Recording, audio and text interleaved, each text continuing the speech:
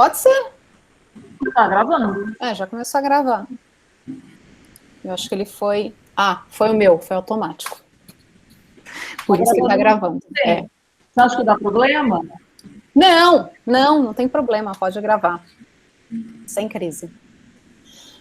Bom, então assim, eu vou deixar vocês aí. A Márcia vai mediar, então, tá bom, Anderson?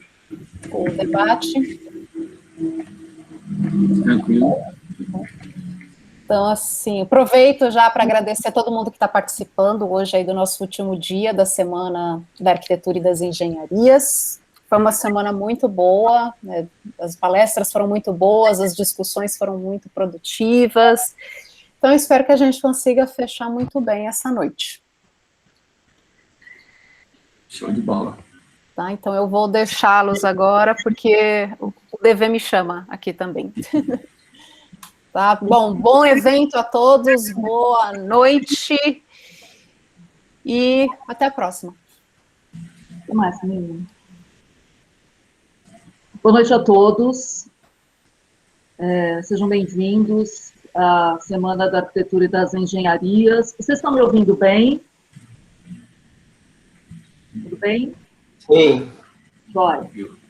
Esse tema da semana é Convergir e Emergir, e a palestra de hoje, dentro desse tema, é Indústria 4.0, que é com o professor Anderson Costa, que é doutorando do Instituto Nacional de Pesquisas Espaciais, no INPE. É aqui em São José dos Campos, não é, Anderson? Isso, exatamente. É perto aqui de casa. No curso, então, esse doutorado, esse trabalho de doutorado, ele faz no curso de Engenharias e Técnicas Espaciais, na área de Ciência e Tecnologia de Materiais e Sensores. Ele é mestre em Engenharia Mecânica pela Universidade Estadual Paulista, que é a Unesp. Bacharel em Engenharia Mecânica plena, na Universidade de São Judas Tadeu. Coordenador do curso de Engenharia Civil na Universidade de Ibirapuera e também na São Judas Tadeu. Ele é o responsável pelo desenvolvimento de criação de laboratórios técnicos dos grupos de iniciação científica nos cursos de engenharia dessa universidade. É professor da casa e da Unib. Anderson, obrigada por você estar aqui. E agora eu passo para você a palavra para que você faça, então, as suas considerações e as suas reflexões. Tá bom? Beleza.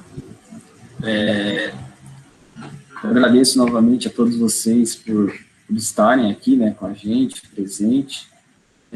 Eu acho bacana esse momento, né, que é um momento de riqueza, de crescimento. E sempre costumo dizer a todos que nada melhor do que agregar conhecimento, né? Então, a gente sempre agrega conhecimento, sempre que a gente tem essa possibilidade de desenvolvimento pessoal e principalmente profissional. Eu acho que é o mais importante de todos. Bom, galera, o que eu quero conversar com vocês hoje aqui? O primeiro passo é essa interação sobre o que vocês acham que é esse negócio de indústria 4.0, o que é esse negócio de desenvolvimento 4.0. Né? Esse primeiro momento é uma provocação. O que é isso para você? Tá? Então, abra um áudio e vem sem medo de ser feliz. Olha, Anderson, eu acho que para mim é isso. Certo? Então, vamos lá. Quem vai? Vamos lá, eu quero ouvir vocês. A ideia é desconstruir o que a gente pensa às vezes, tá?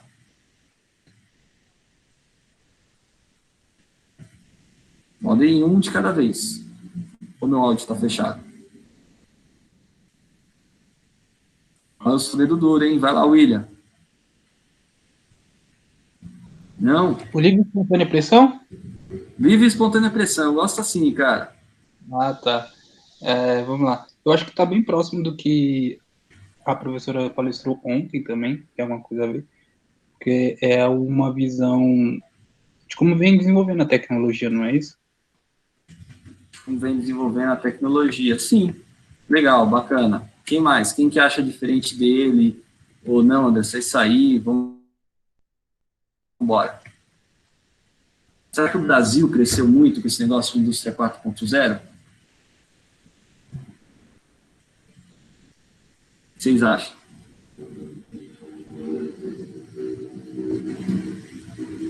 Não, vou ter que abrir a apresentação de cara assim, sem uma interação. Será que o Elvis está aí? Vai lá, Elvis, você que é um cara que eu sei que manja disso aí. Livre espontânea pressão. Na pressão, Na pressão. E aí, Elvis, o que você acha? Será que o Brasil cresceu? Será que a gente está melhor do que nós já fomos um dia? O que você acha? eu acho que a gente está melhor, sim, mas vai depender muito do ano que a gente comparar, né, no caso. Se você comparar 50 anos atrás, a gente está bem melhor do que naquela data, né? Mas acredito que mais por causa de política, né, e uma falta de investimento, a gente poderia melhorar muito mais, né? Porque as tecnologias estão aí, espalhadas no mundo. O que está faltando é investimento para unir todas em lugar e desenvolver, assim. Ah, legal. Eu vou abrir aqui, então, minha apresentação. Peraí. É uma visão que veio junto com o 5G também, não é essa a ideia? Boa. Vamos lá. Agora eu vou compartilhar, tentei sugar algumas informações de vocês. Vamos do começo, então. Todo mundo chegando na minha telinha, bonita aí? Beleza? Estão enxergando? Sim, sim. Show de bola. Galera, quando a gente fala de indústria 4.0, nada mais do que nós estamos falando da quarta revolução industrial. Anderson, já teve outras 3? Sim! Cara, nem vi. Pô, já entramos na quinta revolução industrial e nem percebemos direito, porque o Brasil ainda está vivendo a quarta. A quinta revolução industrial está acontecendo agora. Cadê a corrida pela vacina? Cadê a corrida da guerra química, da guerra biológica?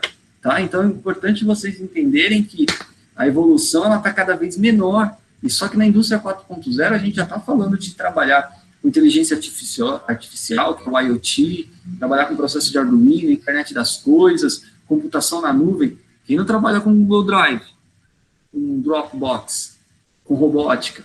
IoT, chegou o material aqui no meu condomínio, já vem um WhatsApp direto para mim que o material já está aqui pela transportadora. Isso é internet das coisas, tá?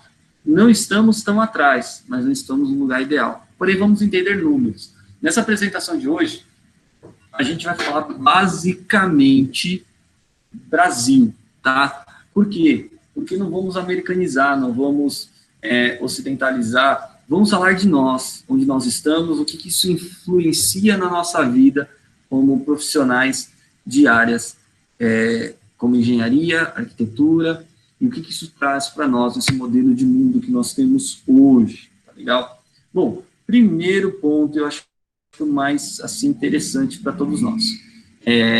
A primeira revolução industrial foi a mecânica, em 1780. Tá? Para quem lembra lá, daqueles filmes como é que era o nome dele? Do Chaplin lá, como é que é? Tempos modernos. Dos tempos modernos, como é que era o nome do ator? Charlie Chaplin. Charlie Chaplin. Mas Mas nesse filme ele já está falando da industrialização do século XX, tá? Sim, ele já está falando daqui para frente, mas a ideia é dizer da mecanização, né? A gente observa naqueles filmes, mesmo para a época, equipamentos que não faziam muito sentido de movimentos repetitivos. Naquele momento, a gente já está olhando para, em 1780, a gente já está olhando para os materiais diferentes. Ali começa-se a pensar, mas se eu tenho uma carroça, como é que eu torno essa carroça mais efetiva? Eu dependo muito dos cavalos, como trabalhar com os cavalos. Então, ali a gente começa a ver uma movimentação pensando em tornar a coisa mais eficiente, talvez usar um outro método.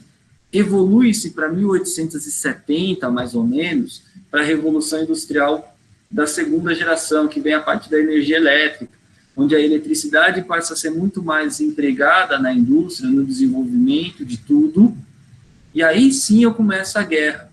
de fato, automobilística. Tá? Onde entra a guerra automobilística?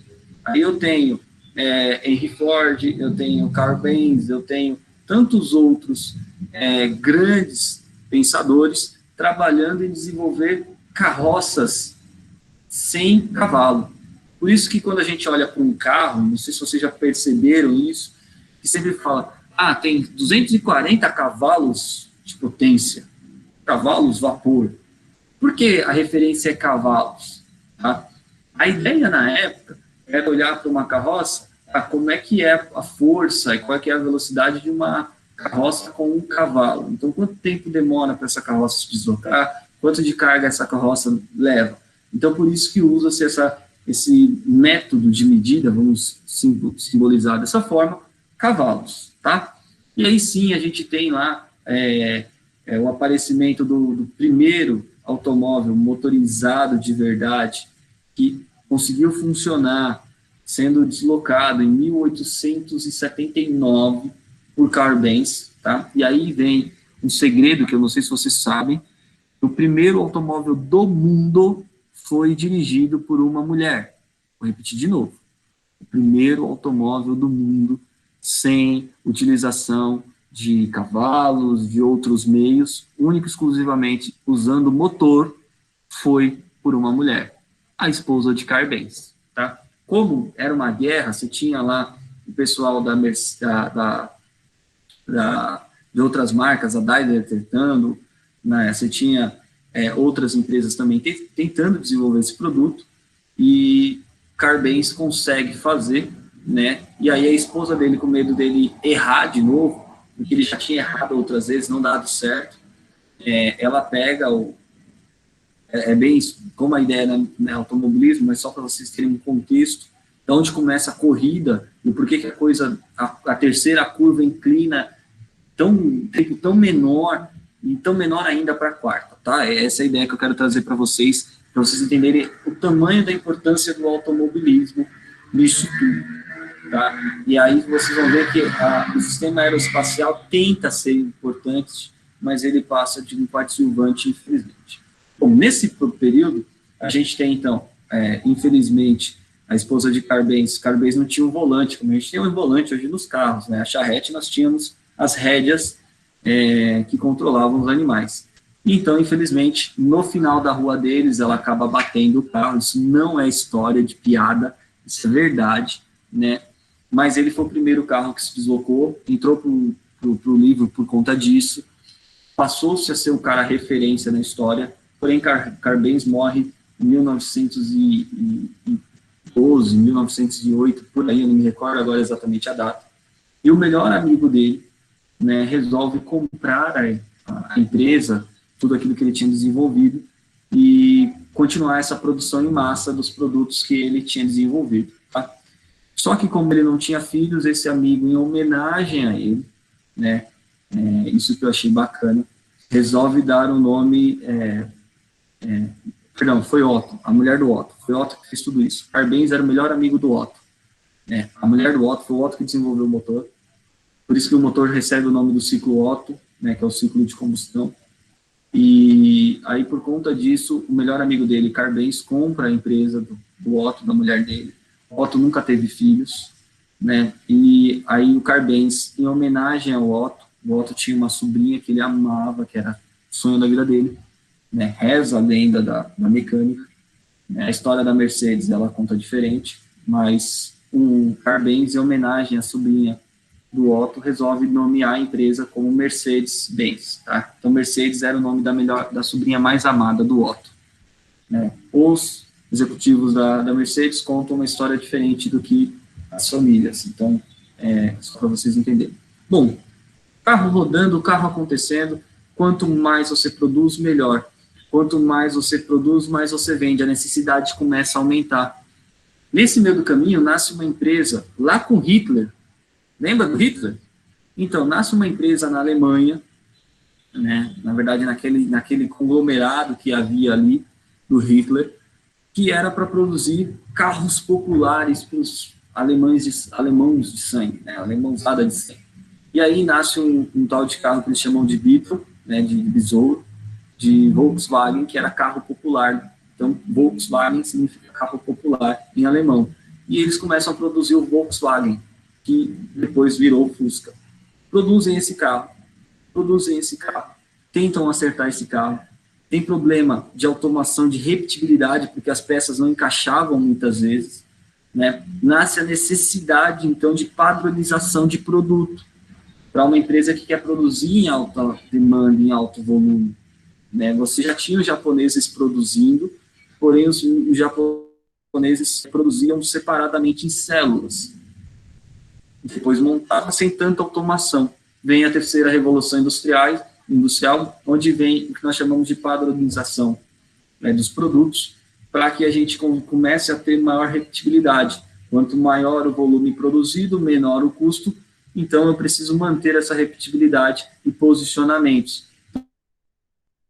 Entram os sistemas automatizados, como robôs e algumas programações específicas. Isso lá na década de 70, basicamente. Se implanta, essa evolução ela começa a precisar mais se comunicar com a mecânica e com a elétrica, porque os robôs eles são programados, os robôs eles necessitam de atualização constante, e aí passam a ter as atualizações de inteligência, né? Os processadores começam a ficar mais rápidos. Veja pelo computador hoje, eu aprendi datilografia, vocês já aprenderam com computadores de última geração. Meu primeiro computador era um 286, né?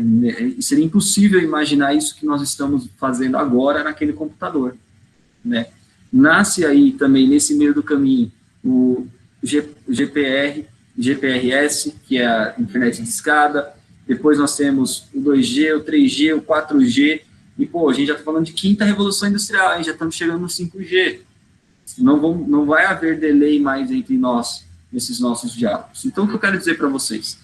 Essa quarta revolução nasce para suprir uma necessidade das outras duas, três. Ou seja, eu, aqui no Brasil, eu consigo fazer um processo, uma programação para uma planta na Áustria, na Turquia, na China, usando o mesmo sistema, usando, então, o sistema de Big Data, né, de Big Data, onde eu tenho um processo muito melhor. Você consegue hoje ter um arquivo salvo no Google Drive, no Dropbox, no iCloud, no sistema da Microsoft, agora eu esqueci, e não ter problema desse teu arquivo sumir, porque esse arquivo ele é reparticionado em diversas pastas distintas e salvo em países diferentes, em servidores físicos diferentes. E olha que bacana, o tempo de processamento é tão rápido, é tão grande, que você clica o Google Drive e lá está a sua pasta com todos os seus arquivos, sem você saber que ele já está defragmentado.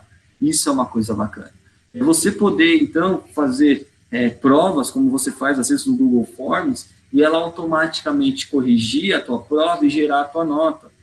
É você fazer um termômetro, colocar debaixo do braço, ele te devolver a temperatura, né, sem que você precise, então, que o material agora mais pesado, lembra que aqueles termômetros antigos, vocês não vão lembrar talvez, eram termômetros de vidro, eles teriam que estar em temperatura ambiente. Aí nós tínhamos lá um metal específico, bem específico para aquela utilização, totalmente cancerígeno, totalmente pesado, que fazia, então, esse produto subir para a gente medir essa temperatura. Hoje não, a gente já consegue fazer via infravermelho. Mas como o infravermelho consegue medir minha temperatura? Tudo isso está dentro da quarta revolução industrial. Só que qual que é a diferença da quarta revolução industrial para as outras três? A quarta revolução industrial é o que nós chamamos de revolução quieta. É uma revolução mais virtual do que física. Então, você começa a ver mais automatização programável com menos programadores. Porém, não é uma automatização que chame, ou que grite, ou que tenha tanto alarde como as outras, que mudaram muito a estrutura industrial do mundo, não só do Brasil. Então, como eu falei, desde os sistemas físicos a sistemas biológicos. Nada melhor do que a manufatura aditiva. Quantos de nós, ou quantas pessoas hoje não viram já impressoras 3D, né? Ou então, sistemas de estampos mais complexos, né? Então, é interessante vocês entenderem isso. Quando eu falo de biologia sintética, pô, a gente já consegue fazer algumas cirurgias sem a necessidade dos órgãos reais, né, com sistemas programáveis nas pessoas, né? Faço parte de um grupo de pesquisa que desenvolve coração artificial, a Great Heart, e é super bacana, porque o desenvolvimento do coração artificial substitui aquela espera longa.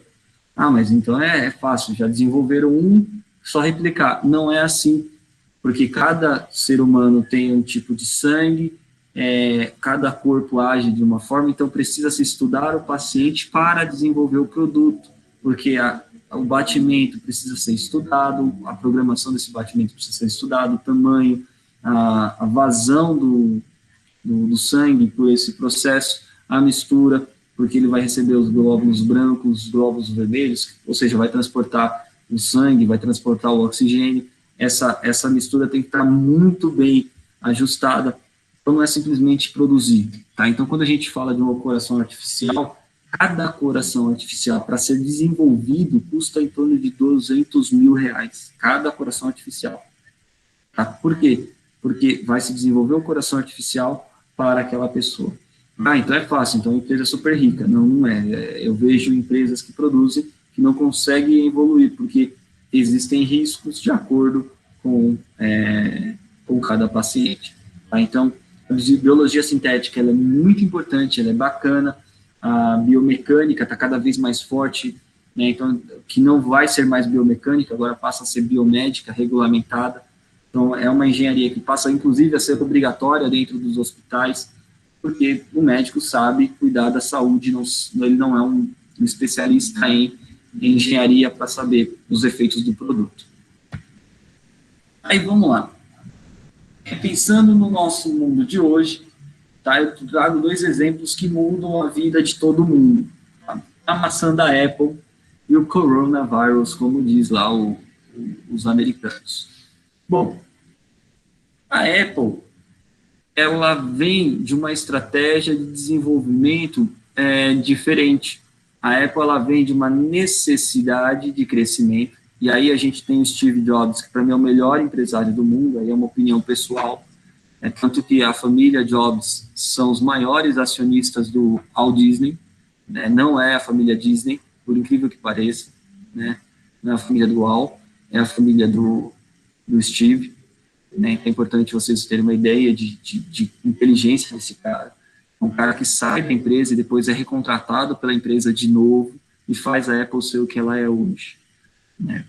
E quando a gente pensa em evolução, só para vocês terem uma noção, a fábrica que produz os produtos da Apple, então nós estamos falando dos celulares da Apple, tá? A produção da Apple, hoje, ela conta com aproximadamente 400 centros de usinagem em Taiwan, não vou me recordar agora do bairro, né? A Foxconn é o nome da empresa que produz esses equipamentos, né, esses moldes para serem injetados e serem estampados os produtos da Apple. É importante vocês entenderem que é a maior fábrica do mundo, a Foxconn é a maior fábrica do mundo. Então, como é que a Apple consegue, estando nos Estados Unidos, controlar uma produção e ter uma repetibilidade, ter um produto com valor agregado altíssimo, né, da onde eles estão? Boa parte dos engenheiros da Apple são ex-funcionários da Samsung, inclusive, foi a maior briga do mundo. Samsung em alto crescimento, Steve Jobs entende que, poxa, ele perdia, vocês não vão lembrar disso, que eram boa parte de vocês crianças, ele perdia para aquele, como era o nome daquele celular? Eu tive ele tinha um tecladinho, ele era super bacana, cara, BlackBerry. Então, você tinha lá o BlackBerry sendo a sensação do momento, a Samsung sensação do momento, o Nokia, e a Apple não conseguia evoluir como as concorrentes evoluíam. Então, o Steve Jobs investe na engenharia reversa, então eu trago esses especialistas para desenvolver esse meu produto. Onde a Apple hoje, pensando em indústria 4.0, é essencial.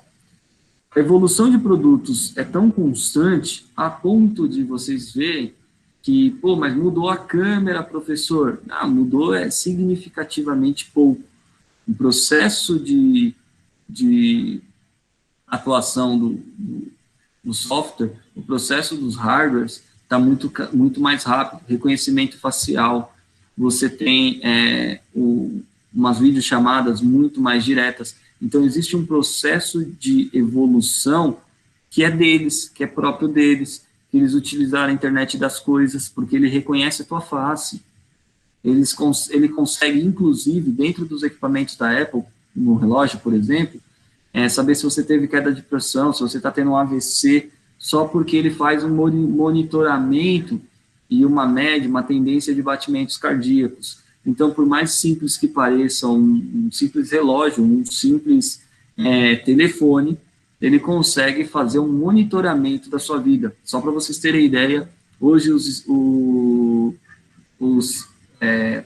relógios da Apple são os relógios que mais vidas salvam, porque eles conseguem fazer um algoritmo que identifica quando você tem queda de pressão, aumento de pressão, problema de saturação da respiração. Ele consegue fazer toda essa medição no seu pulso. Então, isso é imersão na indústria 4.0. Tá? Só a Apple faz? Não. Mas só a Apple hoje faz com maestria, infelizmente. É uma tecnologia deles, é como eles conseguiram desenvolver. E aí, quando a gente fala de tecnologia, você vai falar para mim, professor, o coronavírus atrasou o mundo. Eu penso o contrário, tá? Eu acho que o coronavírus acelerou o mundo.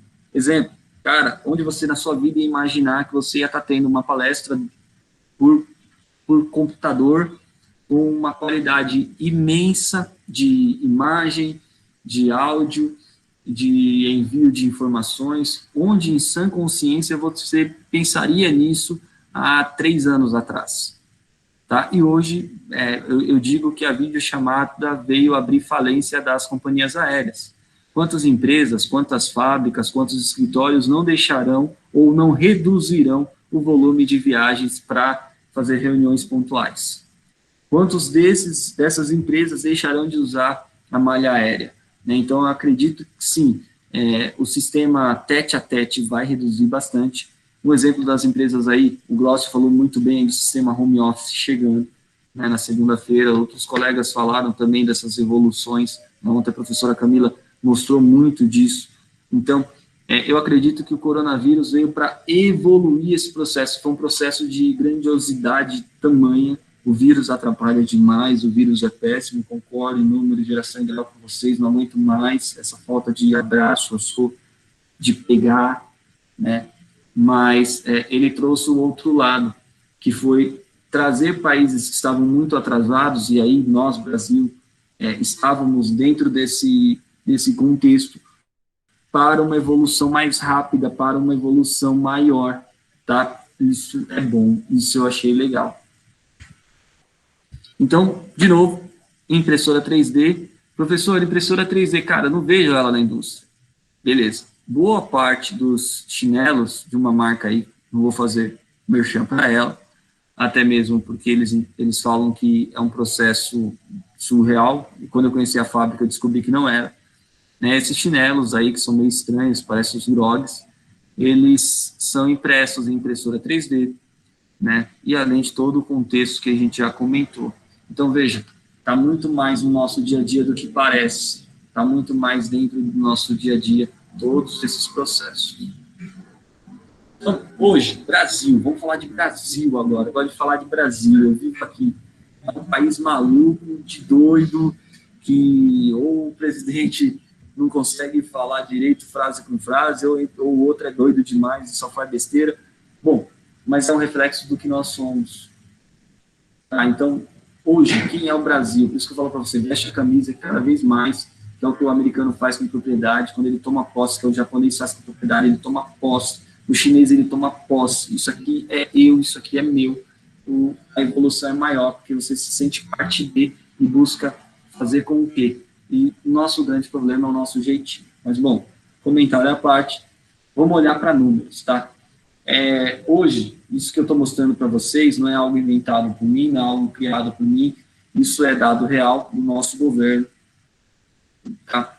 Hoje o Brasil a indústria no Brasil representa pelo menos 10% do PIB, tá? Que é o Produto Interno Bruto. O Brasil, ele é o 69º no índice geral, global, quando a gente fala de indústria, tá?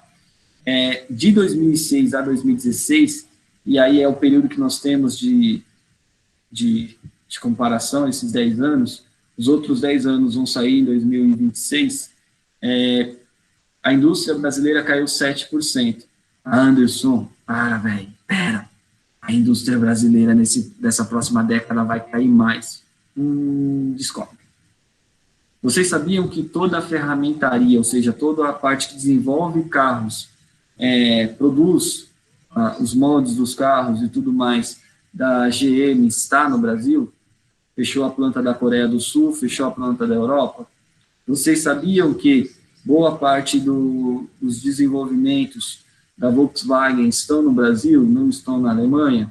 Então, assim, para vocês entenderem da nossa importância, tá? A Embraer, ela é dona do market share nos aviões de pequeno porte. Então, quando a gente fala de aviões até 120 pessoas, a Embraer é a referência mundial e a empresa a ser batida, se vocês não tinham esse dado.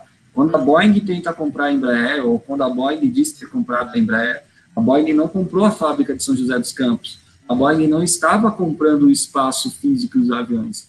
A Boeing estava comprando os engenheiros brasileiros.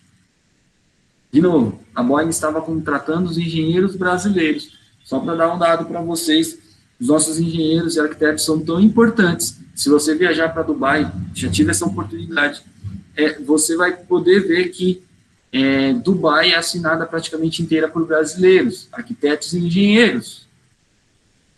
Boa parte dos engenheiros e arquitetos que existem hoje na indústria no Canadá são brasileiros. Então, a nossa indústria, ela teve, sim, uma queda global por uma instabilidade momentânea, mas eu acredito que a próxima década, e aí talvez a gente tenha um reflexo de 2021 por conta do coronavírus, mas na próxima década haverá um crescimento. Tá? Qual que é o nosso problema? Dentro da competitividade de manufatura, nós não somos melhores. Por quê? Se você visita uma fábrica de uma Volkswagen e uma ferramentaria de uma GM, tá? Nós usamos máquinas de 30, 40 anos atrás. Volkswagen não, porque a Alemanha resolveu investir no Brasil para ser polo de desenvolvimento, mas a GM ainda continua com equipamentos de 20, 30 anos atrás. Se a gente olhar para uma NSK Rolamentos, uma japonesa, a NSK Rolamentos, ela fabrica os rolamentos automotivos, ela tem o maior volume de fabricação de rolamentos automotivos da companhia, ela usa equipamentos com mais de 60 anos de idade. Se você vai para a SKF Rolamentos, as máquinas da SKF Rolamentos, lá em Cajamar, são máquinas sucata, que eram sucata na SKF da Suécia. Então, veja, estamos falando de empresas de alto padrão que têm produtos com qualidades superiores às suas plantas matrizes, porém com um parque industrial ultrapassado. Ah, professor, mas peraí, eu pesquisei lá e vi que mesmo na pandemia, nas crises, tal, a Scania continua em alta evolução. A Scania é uma das empresas do Grupo S, né, e pertence à Volkswagen, pertence à Sandvik, pertence à SKF, né, 50 e poucos % da Scania pertence à Volkswagen. A Scania, ela vem numa ideia de produzir pontualmente, igual a NSK faz, igual a Komatsu faz, igual a SKF faz. Então, esse tipo de empresa que pensa em produzir produtos específicos para a região de uma forma global, ela tem o balanceamento. Quando um lado está ruim, o outro está bom, e sempre há esse balanceamento. Aí você fala para mim, tá, Anderson, mas mesmo assim a gente tem uma baixa competitividade, por que os nossos produtos são vendidos tanto, exportamos tanto? Né? Porque, poxa, depois da Hyundai, que é uma coisa ímpar no mundo, eu olho para o Brasil e vejo a Scania sendo essa Hyundai brasileira, vamos chamar assim. Eu não entendo, Anderson, mas por quê? Porque tem um negócio chamado dólar. Quanto maior o dólar, mais barato o nosso produto. O produto produzido no Brasil, para sair do Brasil, a empresa paga só, dependendo do tipo do NCM, NCM é a classificação fiscal do produto, é o RG do produto, né? A gente paga só um valor simbólico de imposto de renda e de contribuição social, o CSLL. Então, eu não pago PIS, não pago COFINS, não pago imposto, não pago ICMS, não pago IPI, não pago imposto de exportação. Por quê? Quando o produto sai do Brasil, ele fortalece a produção local. Então, eu só pago 4,2 na pior condição de imposto, que é a soma do imposto de renda e CSLL. Dependendo do volume da empresa, do tamanho de uma empresa, como uma Scania, por exemplo, paga 1,2% de imposto, de tudo. Ela mandou 1 bilhão para a Europa de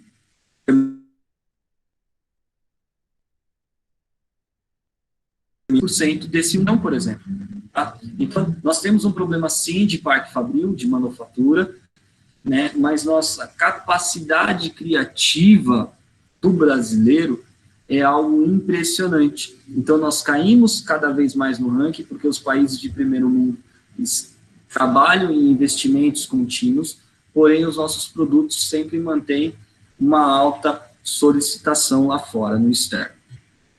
E aí, é interessante trazer esse relatório, que é um relatório mundial, é que hoje a estrutura nossa de posição, tá, nós somos o 41º país em estrutura de produção. De novo, falei que nós somos bom pra caramba lá fora, mas nossa estrutura é ruim. Tá? E nós somos, né, em vetores de produção. Quando eu falo de vetores, a gente está falando de equipamentos, de transporte, né, nós temos problemas de malha viária, seja ela ferroviária, seja ela náutica, nós temos esse pequeno problema, um país continental, então a nossa posição lá embaixo. A moto que é produzida pela pela Yamaha, lá no Amazonas, não tem produtos para ela só produzidos no Amazonas, né? Tem lâmpada da moto da Yamaha, que é produzida em São Bernardo, que é produzida em Curitiba. Então, esse deslocamento de produto encarece. Então, nossos vetores da produção também são importantes, né?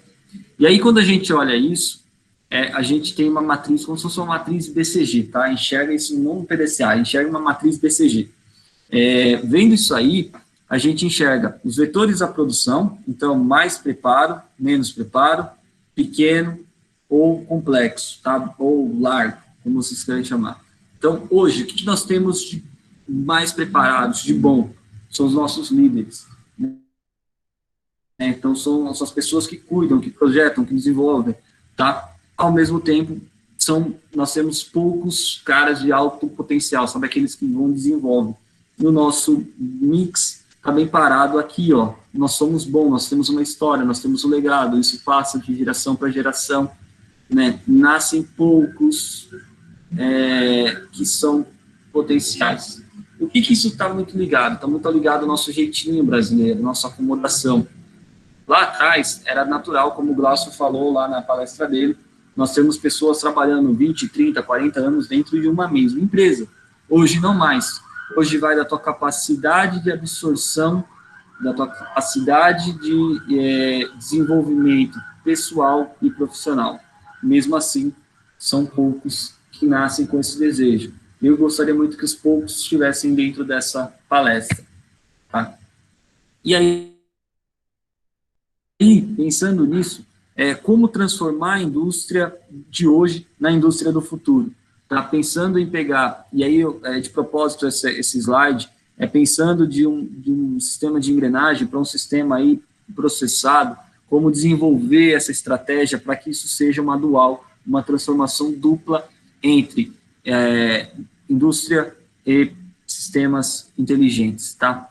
Esse desafio depende não só da capacidade nossa de desenvolver empresas, mas também da nossa capacidade de nos desenvolvermos como empresa.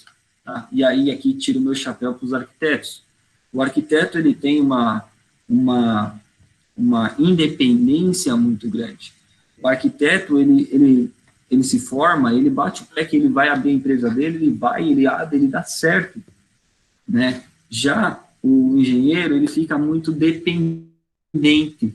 O engenheiro, ele tem esse receio, ele tem esse pé atrás, ele quer ser funcionário, mas porque nós fomos criados para isso. Até 2015 eu era CLT, de 2015 para frente que eu abri as minhas 2 empresas. Eu tenho 2 empresas hoje.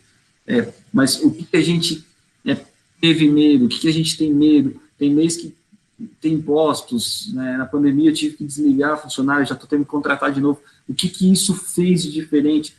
Qual que é a nossa coragem e expertise para isso? Então, nós precisamos estar dentro desse contexto. Pensando nisso, a gente tem que pensar em menos manual, mais programação. Ou seja, é mais próximo da indústria 4.0. Pensar, sim, em desenvolver processos para redução de custos industriais. Quando a gente fala em redução de custos industriais, o que eu antes jogava fora, será que eu não posso processar de uma forma melhor, para melhor utilização? Será que tudo tem que ser descartável? A gente está vendo que cada vez não, né? E essa redução industrial custou aos nossos cofres, quer dizer, trouxe para o Brasil, de volta, mais de 73 bilhões no ano. Cara, é dinheiro demais. Eu queria só 1% disso, já seria feliz. Nem 1%, eu quero 0,01%, já seria muito feliz. A gente está falando de ganhos de eficiência, porque quando eu reduzo custos, não é comprar o mais barato, não é fazer o mais rápido. Quando a gente fala de reduzir custos aqui, e é legal olhar para a gente como profissionais formados por uma universidade que pensa em inventar líderes do futuro. Então, a gente está falando que a Universidade de Ibirapuera trabalha para que vocês tenham esse desenvolvimento. Nós estamos falando, então, de trazer ganhos por conta dessa eficiência. Ou seja, quanto mais eficiente nós formos, veja, eu reduzir custo não quer dizer comprar o mais barato. Eu reduzir custo pode-se dizer que eu melhorei o processo. Sabe, eu fiz um diagrama de Chikawa, eu fiz uma análise PDCA, eu fui lá e fiz um processo de reaproveitamento de produto, readaptação de produto, e nesse processo eu trouxe, então, uma eficiência. Essa eficiência traz ganho. Professor, me diz uma coisa, eficiência, vai dar um exemplo, beleza. Vocês vão se recordar que até certo tempo atrás nossos pais tinham muito problemas dentários, de implantes, de brocas, de whatever, né, como dizia uma amiga minha. O que isso quer dizer? Isso quer dizer que descobriram que ao colocar o flúor dentro da água, reduziu o número de cáries, reduziu o número de brocas. E o que fizeram, então? Colocaram o flúor dentro da água. Isso reduziu que a nossa geração, hoje, já não tem problema de cárie como a geração dos nossos pais, e tinham perdas dentárias muito grandes. Então, isso trouxe um benefício para quem? O dentista saiu perdendo, professor. Não, o dentista saiu ganhando, porque agora ele é mais eficiente. Agora ele não arranca o dente e o cara some. Agora ele trata esse dente para que ele continue sendo utilizado. Nós temos tecnologia para poder reconstruir os dentes que foram perdidos. Então, veja, há uma evolução natural da nossa economia. E falando em evolução, a manutenção com máquina, quando implantada a indústria 4.0, ou seja, quando eu passo a ter ela mais preocupada com a qualidade, com repetibilidade, com a internet das coisas, com programação, com automatização, a manutenção dela cai, e essa manutenção traz uma economia. E aí a gente fala de peças, de homens e de deslocamentos, tá? De 31 bilhões por ano. Isso significa economia de energia também, tá? Sabendo utilizar melhor o processo, eu consigo ter energia sendo economizada. Energia sendo economizada, eu uso menos os meus recursos para a geração dessa energia. Então, para vocês entenderem todo esse contexto, tá legal? Isso tudo faz parte, hoje, quando eu falo para vocês, isso tudo que eu te falei, faz parte já de parte desse dinheiro sendo investido em jovens como vocês, para o que nós chamamos de Jornada Indústria 4.0. O que são isso?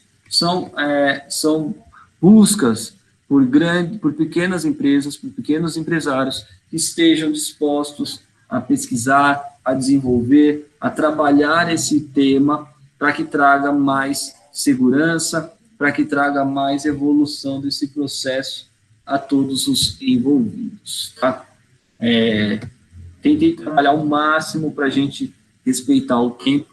Tudo que eu falei para vocês, tem muita coisa, evitei trazer os vídeos, porque a nossa ideia é deixar o gostinho de quero mais, é para a gente falar mais, para eu poder mostrar mais, e a gente talvez fortalecer esse grupo, tá?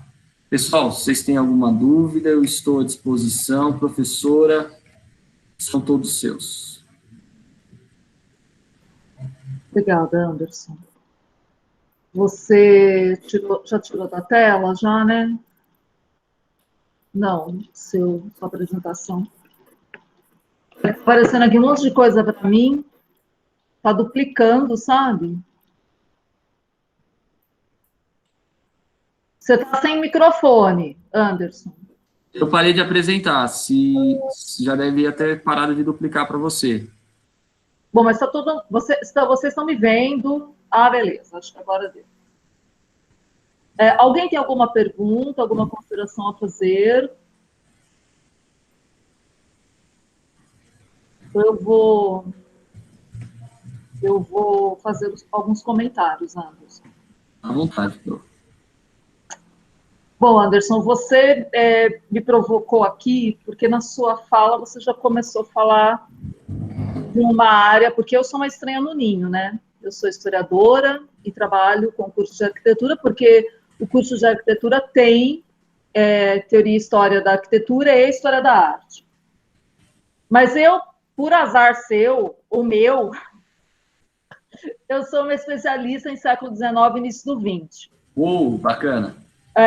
E você mexeu com uma coisa, assim, que quando a Camila me convidou, né, eu falei, ai, Camila, nossa, né, não tem outra pessoa, o Anderson é um cara super aí, high-tech, né, do século XXI, mas aí eu fiquei pensando como que eu iria dialogar com você, e a sua fala veio exatamente aquilo que estava na minha mente. Você começou falando... Quando você fala na indústria, você já fala da mecanização da vida do homem, né, do ser humano, e essa mecanização evoluindo para a maquinização da vida, do tempo com o relógio, do transporte. Você foi para o carro de cara, mas a gente tem aí as locomotivas, os trens, as ferrovias. E a ferrovia, ela é uma coisa assim, muito impactante, porque ela atravessava, né, assim, grandes áreas do urbano ao rural. A mecanização do trabalho com as próprias linhas de produção e do lazer. O lazer, ele está, ao mesmo tempo, entre o mecânico e o maquinário. A gente tem, nessa virada 18 e 19, até da década de 20 do 19, a roda gigante, ela é um lazer. O próprio transporte com a escada rolante e os elevadores, os autômatos, que eram aqueles brinquedos que eram chamados de robôs, mas ele não chega a ser um robô porque ele ainda é mecânico, ele ainda é de corda. E a gente vê como que a vida do homem, do ser humano, enfim, ele foi dependente das máquinas, e as pessoas, elas tinham o desejo de se mostrarem maquinizados. Olha, eu tenho um relógio, eu tenho um automóvel, olha, eu andei de trem, enfim, era assim, olha, a fábrica, então isso era muito impactante. O próprio cinema, ele a mecanização do lazer também. Olha, eu fui ao cinema, eu conheço o cinema. Então, tinha essa necessidade do homem estar maquinizado. E hoje a máquina entrou tanto na vida da gente que a gente vê as máquinas sendo humanizadas.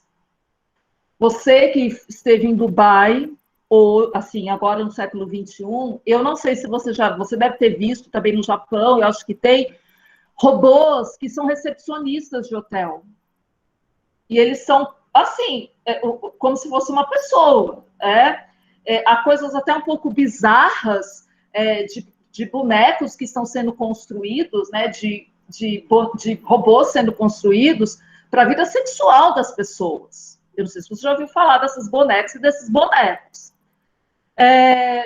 E também a própria inteligência artificial. Por exemplo, você liga no Bradesco, tem a tal da Bia, né, e a Bia, ela está sendo xingada, tá? Tem um movimento feminista aí, assim, você liga, né, quem vai atender você é a tal da Bia, né? Então, as pessoas ficam pé da vida no telefone e, assim, em vez de falar que droga, tal, não, xingam a Bia com deméritos ao feminino. Vagabunda! E coisa e tal. Eu participei de uma discussão que as feministas estavam fazendo isso. Inclusive, está passando na TV aberta um reclame, um comercial falando sobre isso. Tá? E no fim de tudo, seja na primeira, na segunda, na terceira, na quarta, na quinta, da 10ª Revolução Industrial, o ser humano, ele está ali. E ele, assim, uma coisa que os alunos eles precisam entender que falar, vou na palestra, né? Preciso ler, não sei o quê. Mas quanto mais humanizado nós estivermos, mais especializados e preparados, a gente enfrenta tudo isso, seja em qualquer área. Isso aconteceu com a gente, professor que teve que entrar no vídeo, teve que estar acoplado a essa relação máquina, quer dizer, eu estou falando com vocês, vocês estão falando comigo, porque o que faz esse elo e esse intermédio, essa aliança, é a máquina, e é um sistema que está por trás disso.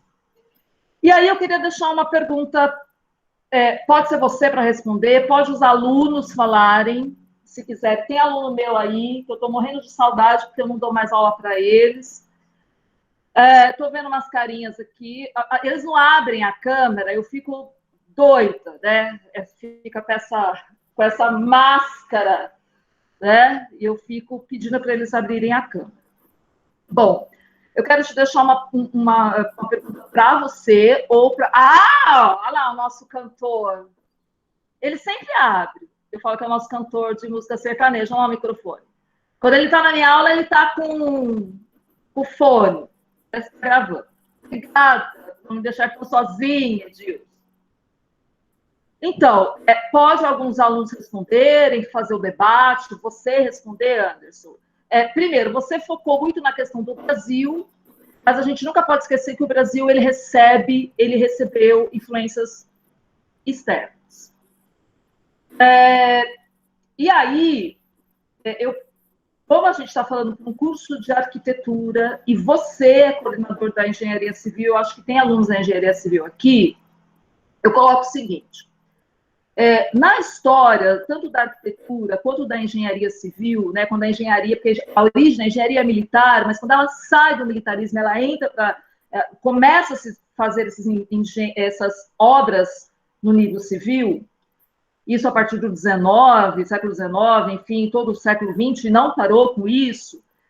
Inclusive, eu discordo dessa...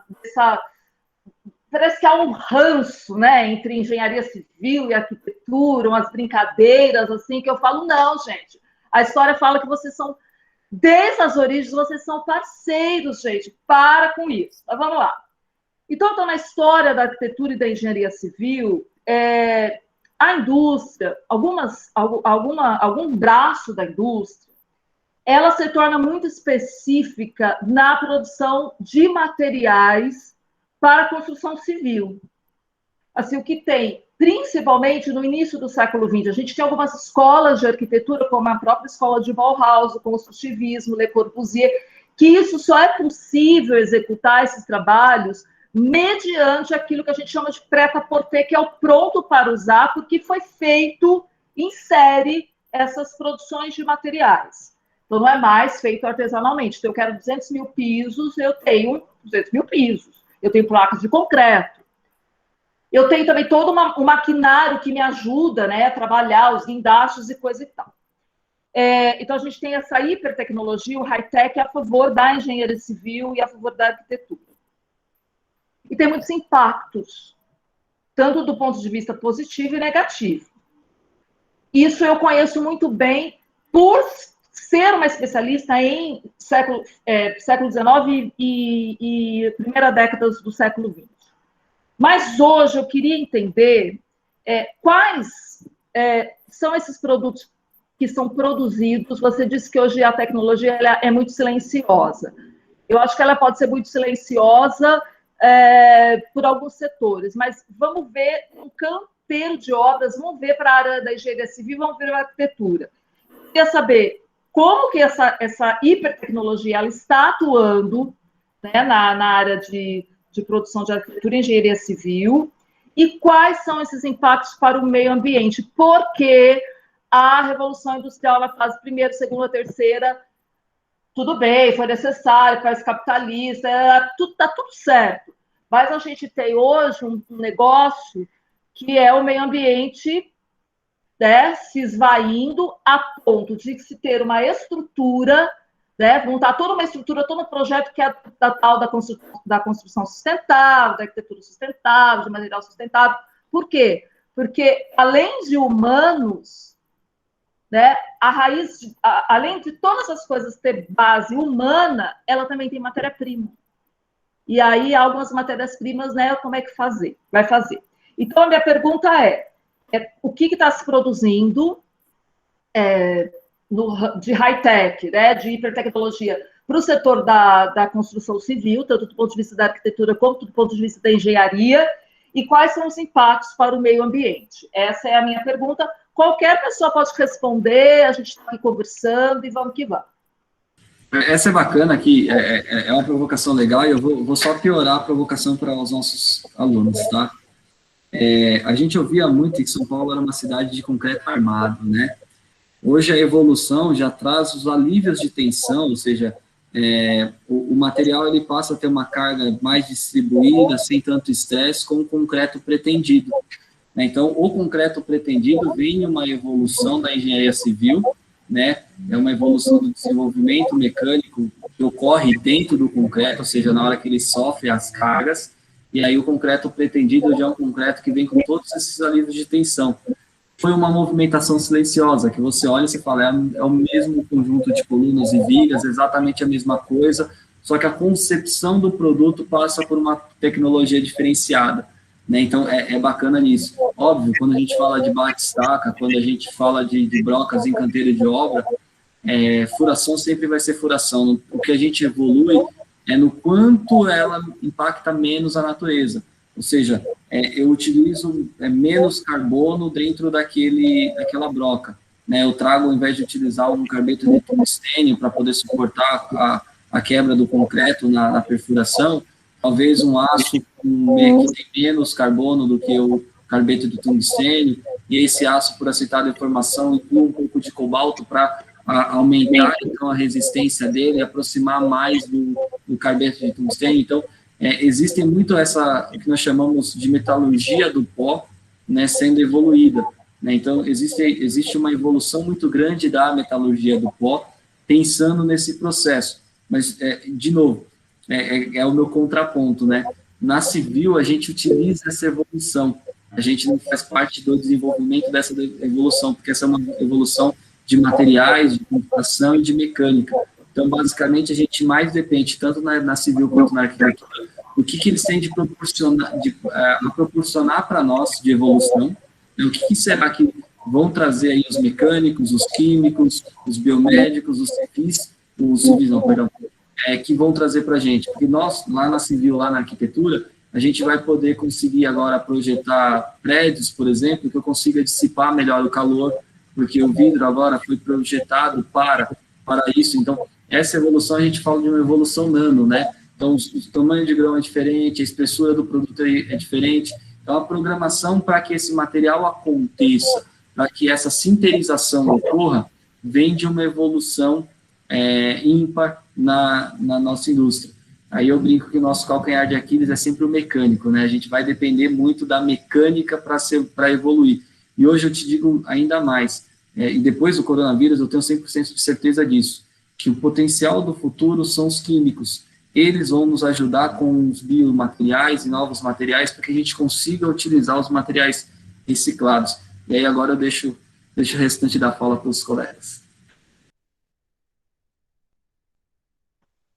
É necessário bem uma especificação, assim, vocês têm que estarem muito especializados, né? Cada vez mais especializados.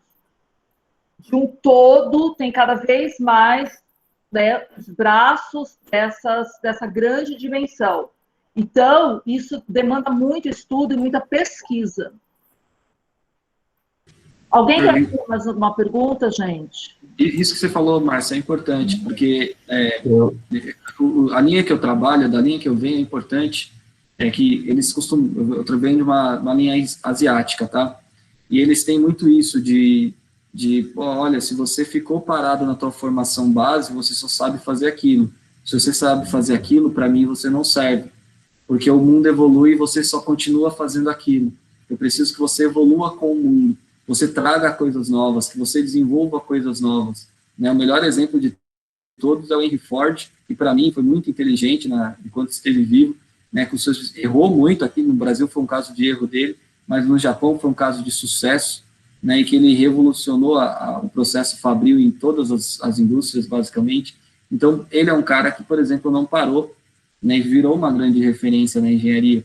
Então, se a gente para, né, seja o engenheiro, seja o arquiteto, a gente para literalmente no tempo. Hoje a evolução é contínua.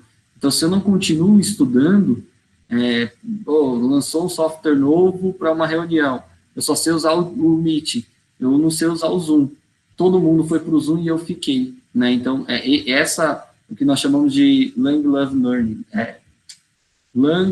Live Learning, que é o longo aprendizado da vida. Tem que ser contínuo, tá? Esses programas existem, né? Não adianta eu pensar que eu sou só arquiteto, se eu não sei pensar um pouco em projeção de materiais, em estrutura, não adianta eu só falar que sou engenheiro civil sem pensar no produto, no projeto do produto, não é só colocar uma viga, né? Não adianta eu dizer que sou um engenheiro de produção, que eu vou lá e vou fabricar, que não é só pensar no produto acabado, e sim na concepção de projeto.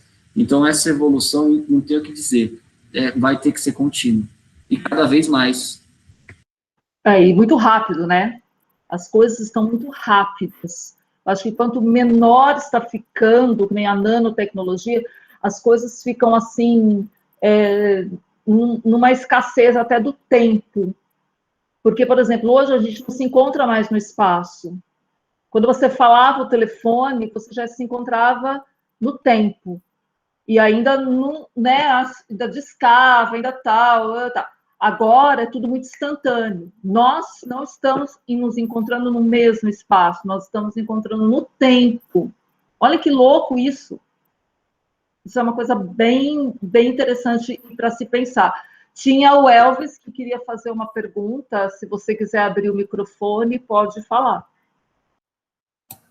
Eu queria fazer uma pergunta, assim, o mercado de trabalho aqui no Brasil, né, ele exige muito dos profissionais, até dos que estão se formando agora e dos que estão há um tempo na área, né, mas o retorno que ele nos dá é pouco.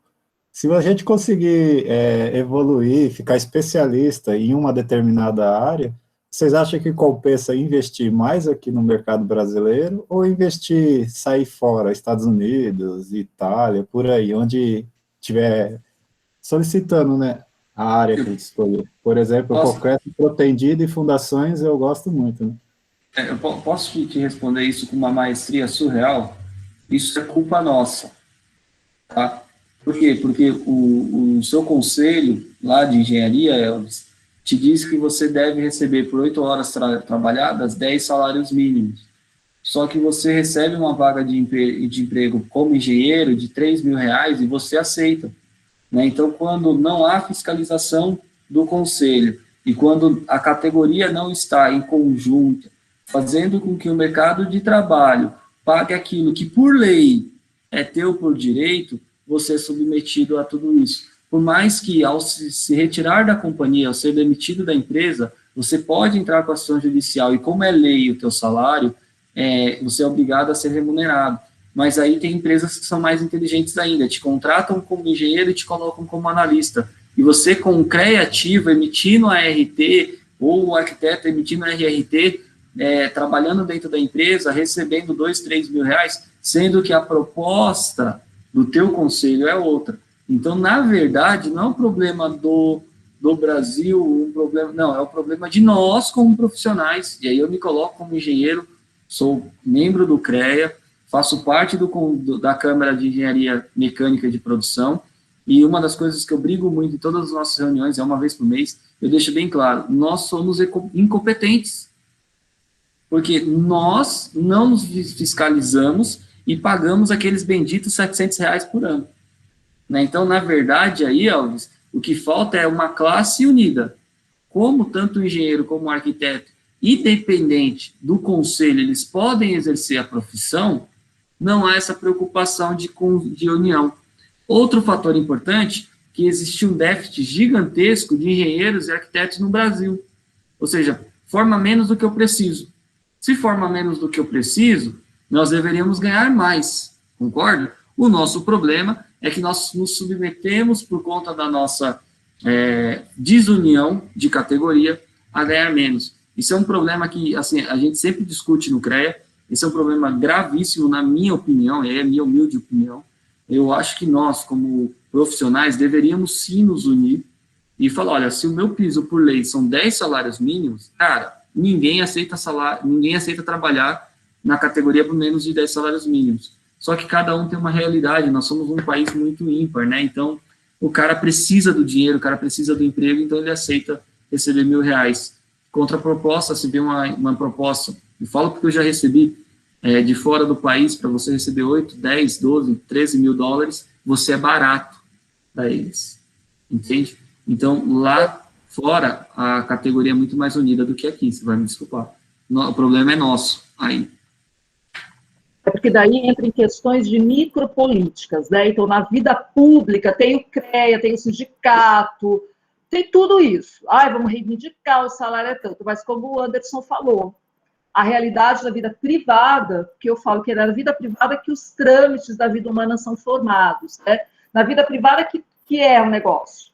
Então, a pessoa tem filho, a pessoa tem que pagar aluguel, a pessoa entrou num consórcio, a pessoa separou, não sei quem morreu. São coisas da micropolítica que empurram as pessoas para o subemprego. Há pessoas que têm diplomas, estão sendo Uber. A gente falava nos anos 90, que eu era adolescente, porque o meu primo era engenheiro, não sei o quê, e ele era formado, e a gente falava que era engenheiro que virou suco, porque ele foi vender suco da praia, ele abriu uma barraquinha, porque ele ficou desempregado, né, entendeu? Então ficou essa coisa do engenheiro que virou suco.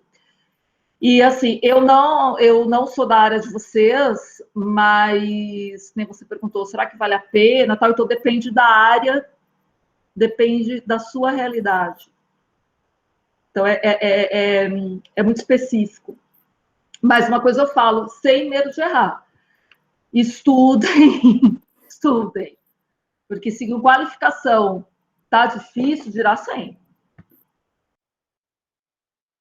É igual vocês estavam comentando, né? A gente tem que se policiar, né? E sempre tá, pelo menos, se atualizando, né? Do que tem no mercado, colocando em prioridade o conhecimento, né? Para estar sempre à frente, para poder suprir as necessidades, né? Você tem que fazer o diferencial onde você está, sabe? Você tem que, assim, ali não fazer o diferencial para soberba, mas fazer o diferencial por você e pelo ambiente que você está. Eu não acredito na meritocracia, tá? Mas eu acredito em oportunidades que você mesmo se dá e você mesmo investir em você nunca é perdido. Tem gente que fala, nossa, por que você estuda tanto? Para quê, professor? Não sei o quê. Primeiro, porque eu gosto, porque é um prazer para mim. E segundo, porque sempre você tem algo a contribuir. Agora, é óbvio que o nosso país, nesse momento, ele está bastante complicado, devido à gestão, devido a tudo, todo o quadro. Mas essa sua pergunta, ela envolve essa questão, né, das micropolíticas, da vida privada também. Sim, eu queria ouvir a opinião, né? Sempre tem boas opiniões que a gente vai formando a nossa no decorrer do caminho, né? os professores da Unib, todos que deram aula para a gente, são todos mestres, doutores. Eu gosto muito e admiro, acho muito inteligente, que nem o Anacel, o George mostrou os projetos dele. Eu, o William, a gente fica deslumbrado e admirando vocês aí pela garra, e eu só tenho a agradecer, né? Todo o conhecimento que nos passaram até agora. Sala de aula não é para qualquer um, viu, Elvis? Tem que ter talento, gostar muito e sempre ser aluno. Um bom professor é sempre... Eu sou uma eterna aluna. E eu vejo que quanto mais estudo, eu vejo que eu não sei porcaria nenhuma. Falo, putz, eu achava que era assim, era assado. Então, a gente é um eterno aluno. E vou dizer uma coisa para vocês, pode vocês não acreditarem, mas os meus alunos sabem, a gente aprende muito com o aluno. Porque é por vocês que a gente elabora a aula, é por vocês que a gente tem comprometimento de também estudar, entendeu? Então, é muito gratificante. Eu não sou só professora, mas eu tenho certeza que o Anderson, que deve te conhecer, é muito gratificante ouvir isso. Mais alguém, gente?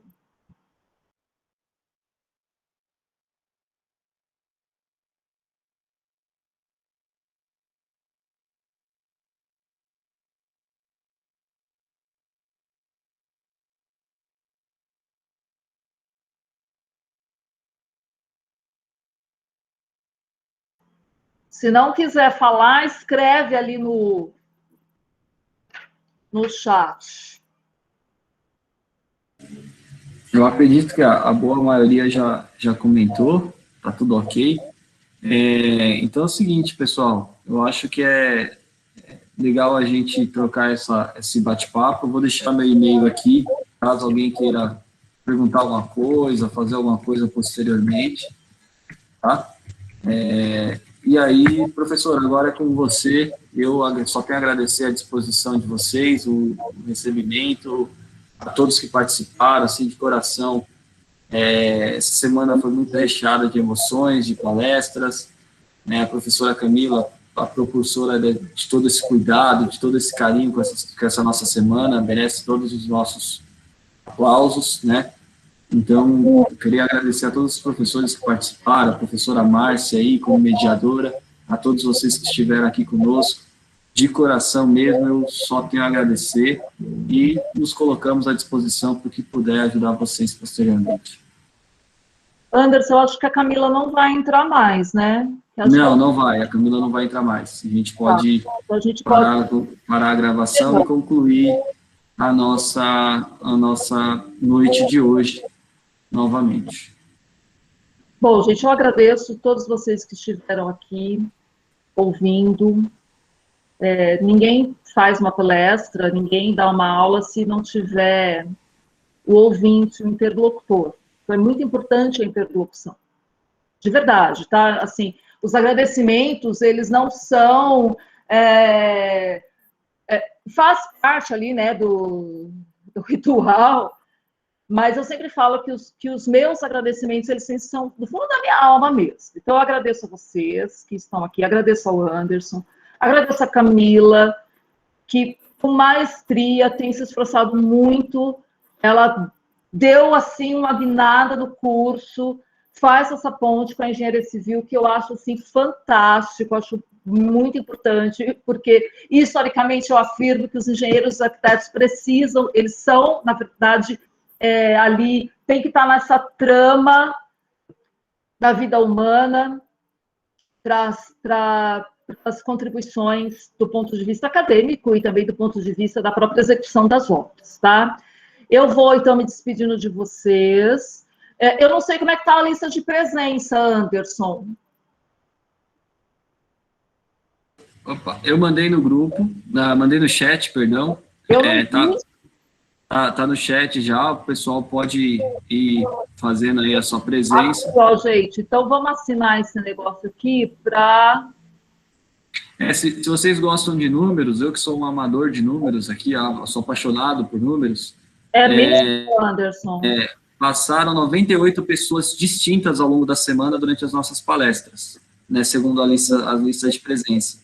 Então, nós tivemos 98 pessoas diferentes que participaram conosco ao longo da semana, né, e superando o resultado do ano passado de participações. Então, mais uma vez, de coração, agradeço a vocês.